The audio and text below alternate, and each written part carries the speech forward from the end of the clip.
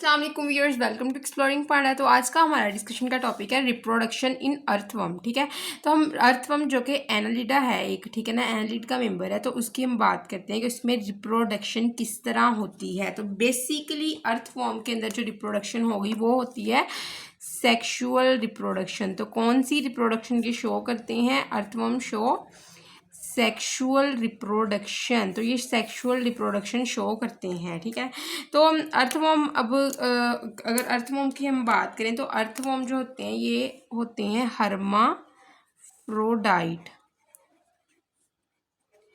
Hermaphrodite का मतलब क्या है कि मेल और फीमेल रिप्रोडक्टिव ऑर्गन एक ही इंडिविजुअल में होंगे। ठीक है ना, कि ये एक वर्म है, ठीक है, इसमें टेस्टिस भी होंगी, जिसे स्पर्म प्रोड्यूसिंग रिप्रोडक्टिव ऑर्गन, ठीक है, मेल रिप्रोडक्टिव ऑर्गन, और इसके अंदर ओवरी भी होगी जो कि फीमेल रिप्रोडक्टिव ऑर्गन है। तो एक अर्थवर्म में टेस्टिस ओवरीज दोनों होती हैं एट ए टाइम, मेल और फीमेल रिप्रोडक्टिव ऑर्गन दोनों ही होते हैं। ठीक है ना, तो अच्छा, तो इसका मतलब क्या है कि ये सेल्फ फर्टिलाइजेशन कर सकते हैं। ठीक है ना, सेल्फ फर्टिलाइजेशन करवाई जा सकती है इनके अंदर, लेकिन सेल्फ फर्टिलाइजेशन करने के काबिल होने के बावजूद ये क्या करते हैं, दे विल डू, हर्माफ्रोडाइट होने के बावजूद भी ये क्या करते हैं, ये करते हैं क्रॉस फर्टिलाइजेशन, मतलब अपने गैमेट्स एक्सचेंज करते हैं। ठीक है ना, फर्टिलाइजेशन, ठीक है, ताकि क्यों करवाई जाती है ये क्रॉस फर्टिलाइजेशन? हालांकि बैठे बिठाए एक वर्म जो है अपने स्पर्म अपने एग्स को देख के, ठीक है, वो यहाँ पे फर्टिलाइजेशन करवा सकता है, लेकिन इसकी वजह से क्या होगी, वेरिएशन नहीं आएगी। Variation is important for genetic diversity. Genetic diversity इसलिए इम्पॉर्टेंट है ताकि जो है इनमें बेटर जीन्स जो है वो इवॉल्व हो सके, इवोल्यूशन हो सके। ठीक है, इस तरह अगर आपस में ही ये सेल्फ फर्टिलाइज करते रहेंगे तो एक जैसा जो हम जेनेटिक मटेरियल होगा, तो कोई भी बीमारी आने, कोई भी कहत, कोई भी मसला आने की, ड्राउट वगैरह आने की सिचुएशन में पूरी की पूरी वर्म कॉलोनी ही डिस्ट्रॉय हो जाएगी। इसीलिए क्या करवाई जाती है, इनमें क्रॉस फर्टिलाइजेशन करवाई जाती है। ठीक है ना, क्रॉस फर्टिलाइजेशन का मकसद क्या होता है, so that genetic diversity maintain करवाई जा सके। ठीक है, ताकि इनमें जेनेटिक डाइवर्सिटी को मेंटेन करवाया जा सके, इसीलिए इनमें करवाई जाती है क्रॉस फर्टिलाइजेशन। ठीक है, clear.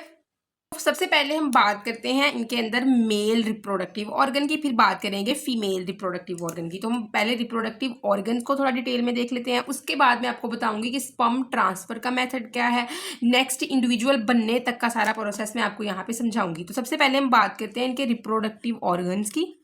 First of all their reproductive organs, ठीक है,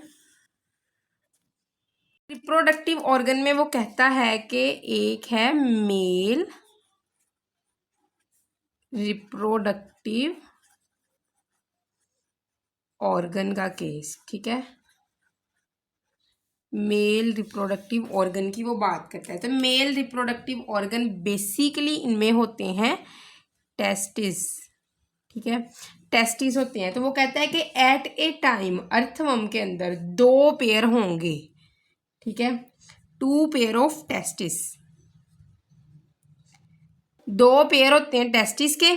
एक पेयर होगा सेगमेंट नंबर 10 में और एक पेयर होगा सेगमेंट नंबर 11 में अर्थवर्म के। ठीक है, क्लियर। अच्छा, उसके बाद टेस्टिस के बाद ना एक स्ट्रक्चर होता है जिसको हम कहते हैं सेमिनल वेसिकल। ठीक है, तो टेस्टिस के बाद एक स्ट्रक्चर है इनमें, वो है सेमिनल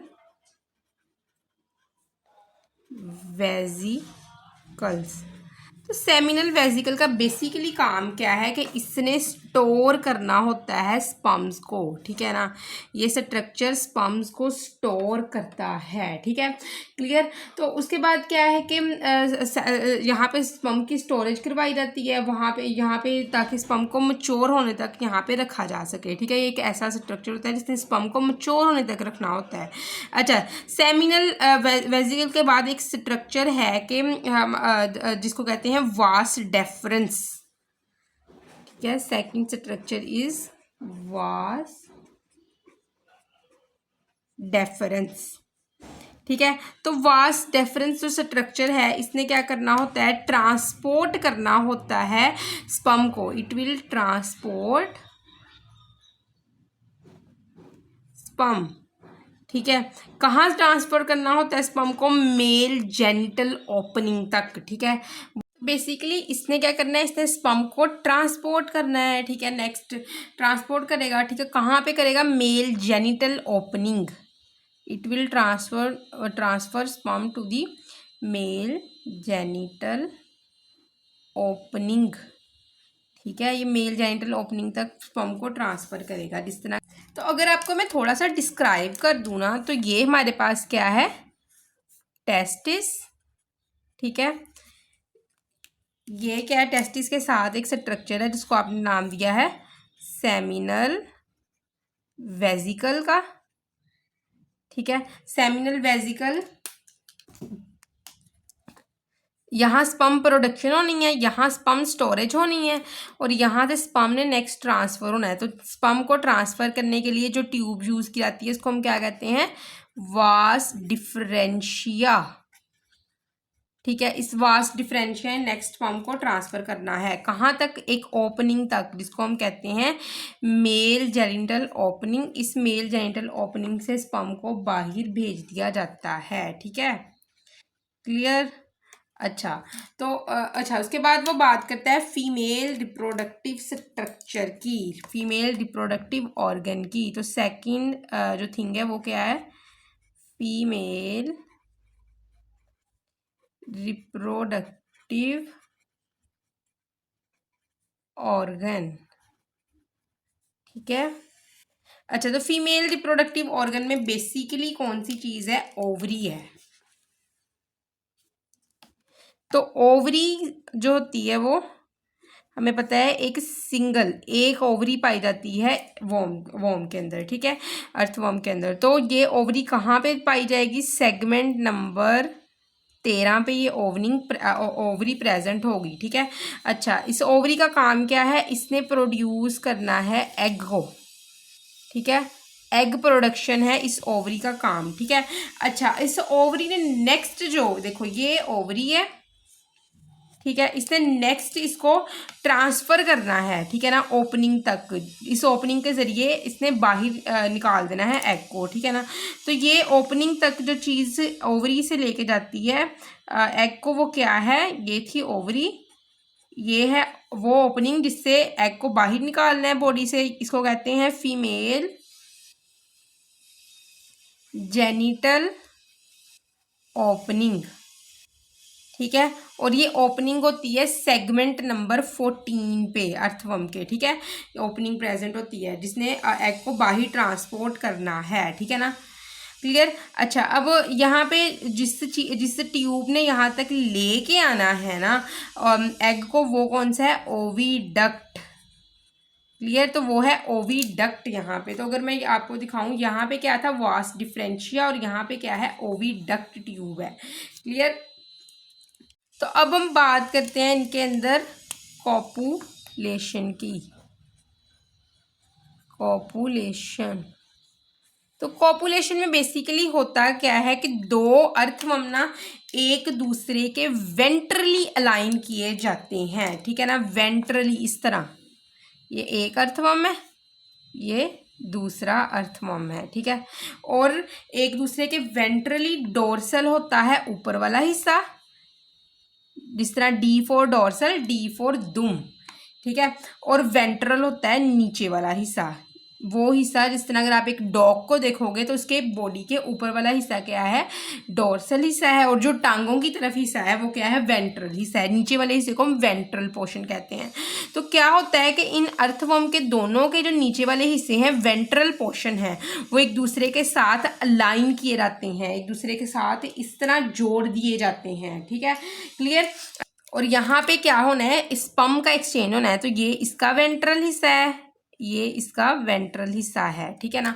तो ये दोनों डोर्सल हिस्से इस तरफ है और वेंट्रल हिस्से आमने सामने रखे एक दूसरे के साथ इसको जोड़ दिया गया है। अब यहाँ पे क्या होगा, यहाँ पे एक ग्लैंडुलर स्ट्रक्चर प्रेजेंट है सेगमेंट नंबर 14 और 16 पे।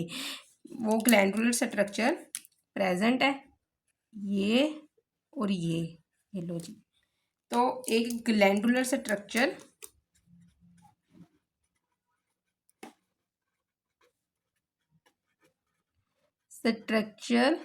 प्रेजेंट कहाँ पे होगा ये ग्लैंडुलर स्ट्रक्चर? सेगमेंट है ये नंबर 14 और 16 पे ये ग्लैंडुलर स्ट्रक्चर प्रेजेंट है। इसको नाम क्या दिया जाता है? इस ग्लैंडुलर स्ट्रक्चर को नाम दिया जाता है क्लाइटेलम। ठीक है, क्लाइटेलम। तो एक ग्लैंडुलर स्ट्रक्चर क्लाइटेलम प्रेजेंट होता है अर्थवर्म के सेगमेंट नंबर 14 और 16 पे। ठीक है, अच्छा अब इस क्लाइटेलम का काम क्या है? ठीक है, तो बेसिकली इस स्ट्रक्चर का काम है कि इसने यहाँ पे सिक्रिएशन करवानी है म्यूकस की। ठीक है, क्यों सिक्रिएशन करवानी है? क्योंकि जो ये वॉर्म्स एक दूसरे के करीब आए हैं इनको होल्ड किया जा सके, टू होल्ड दीज वॉर्म्स। ठीक है, क्लाइटेलम ने यहाँ पे म्यूकस सिक्रिएट करवाया है ताकि वॉर्म्स को होल्ड किया जा सके। ठीक है, वॉर्म्स होल्ड। ठीक है, वॉर्म को होल्ड किया जा सके। अब क्या होता है? अब मेल जेनिटल ओपनिंग से स्पर्म को ट्रांसफर किया जाता है। ठीक है, तो स्पर्म यहाँ से ट्रांसफर किए जाने हैं मेल जेनिटल ओपनिंग। ठीक है, मेल जेनिटल ओपनिंग हमने बात की थी। ठीक है, इसकी जहाँ से स्पर्म को बाहर ट्रांसफ़र किया जाता है, तो मेल जेनिटल ओपनिंग से स्पर्म को ट्रांसफ़र किया जाता है फीमेल के स्पर्माथिका के अंदर। ठीक है, स्पर्माथिका के अंदर ट्रांसफ़र किया जाना है। तो यहाँ से मेल जेनिटल मेल से ये स्पर्म जाता है।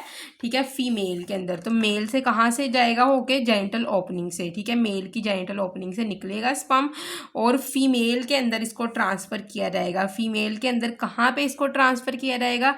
एक स्ट्रक्चर है जिसको हम कहते हैं स्पर्माथिका।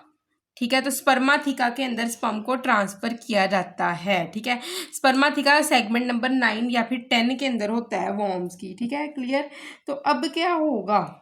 बेसिकली अब यहाँ स्पर्माथिका के अंदर इस स्पर्म को रखा गया है। फीमेल ने इन स्पर्म को क्या कर लिया? ये जो स्पर्म फीमेल के अंदर आए थे, फीमेल ने इसको स्टोर कर लिया। फर्टिलाइजेशन नहीं करवानी, फर्टिलाइजेशन बॉडी से बाहर ही होनी है। ठीक है ना, वो भी हम देखेंगे किस तरह होगी। तो फीमेल की बॉडी के अंदर स्पर्म आ चुके हैं, इसके स्पर्माथिका स्टोरेज स्पर्म स्टोरेज स्ट्रक्चर के अंदर इसको स्टोर कर लिया गया है। बेसिकली अब क्या होगा?